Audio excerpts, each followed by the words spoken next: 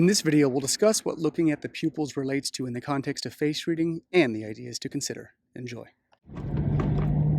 All right, everybody, so it's not my first choice, as I always say, to do a video in my car, but this is what I've got for today. So I'm going to keep my eyes on the road as much as I can, glance at you guys occasionally. But for today's face reading tutorial, what we're talking about is the assessment of the pupils.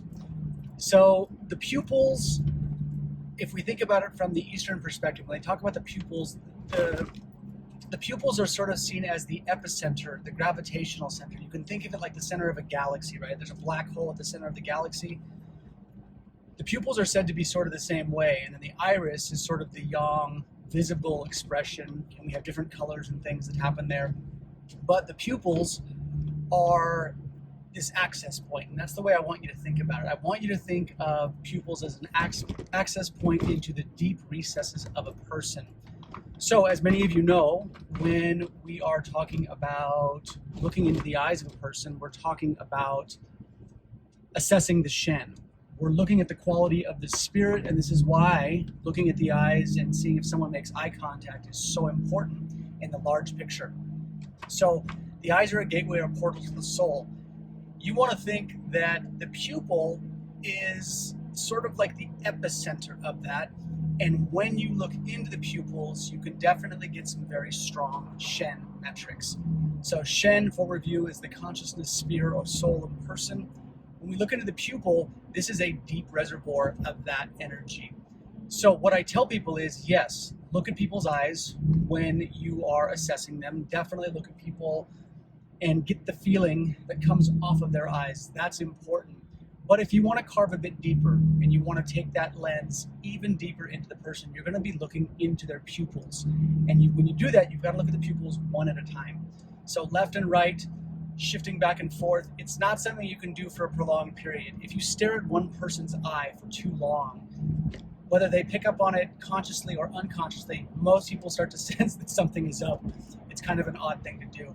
So there's that. Now, the other component I want you to think about is the pupils is the one that we know from Western medical science, which is the dilation of the pupils. When the pupils are dilated, oftentimes this is a state of shock. Usually the body is in some kind of fight or flight response.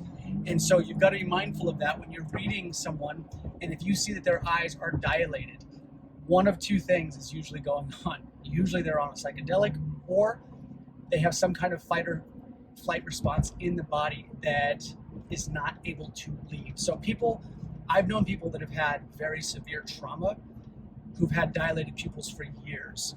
And in the resolution of that trauma, their pupils started to behave more normally. So the pupils can definitely clue us into this kind of mechanism as a person. And if we're always using face reading as an assessment tool, this is one of the things I want you to think about, is that the dilation of the pupils, right? When they get a lot of light, they get small. When they are in a state of shock or in a psychedelic or altered state, they're going to be larger. So I just want you to think of these metrics and pay attention to this, because again, the eyes are the gateway or the portal to the soul of a person. But if you want to dive deeper and really get into the nitty-gritty of that, you're going to want to look at the pupil. And when you look at the pupils, really pay attention to what you sense and what you feel, and also be mindful that when you look into someone's pupil, the sensations a lot of times will be a bit delayed. You'll be looking into the pupil, waiting for a sensation, but when the sensation hits, or the feelings hit, or the emotions hit, they usually happen a lot faster than when we're just looking at the eye as a whole. When we look at the eye as a whole, there's kind of a general diffuse emotional tone that comes out. If we actually lock into the pupil and we link that way, that emotional feeling usually happens like that. And it's very sharp and it's very fast. And if that happens and you feel that, you're knowing in that moment that you've done the technique correctly. All right, y'all. That's all I've got for today. Take care.